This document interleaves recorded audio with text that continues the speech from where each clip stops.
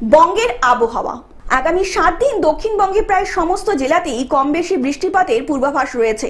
তার সঙ্গে সঙ্গে উপকূলের দিক থেকেও ঘন্টায় 30 থেকে 40 কিলোমিটার গতিতে দমকা হাওয়ার সম্ভাবনা রয়েছে। সোমবার থেকে বুধবার পর্যন্ত রাজ্যের দক্ষিণে বিক্ষিপ্তভাবে ভারী বৃষ্টি চলবে।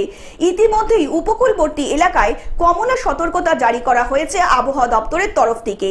সপ্তাহের শুরুতেই দক্ষিণবঙ্গের 6 জেলায় ভারী থেকে অতি ভারী বৃষ্টির সতর্কতাও জারি করা হয়েছে। সোমবার অতি ভারী বৃষ্টি হতে পারে হুগলি, পূর্ব মেদিনীপুর, পশ্চিম মেদিনীপুর, ঝাড়গ্রাম, বাঁকুড়া সহ দক্ষিণ 24 পরগনা 2 জেলার মেদিনীপুর, ঝাড়গ্রাম, পুরুলিয়া এবং 2 থেকে 3 দিন ভারী বৃষ্টির সম্ভাবনা হতে পারে এবং বর্ধমানেও ভারী বৃষ্টি হতে পারে বলে জানানো হয়েছে হাওয়া অফিসের তরফ থেকে।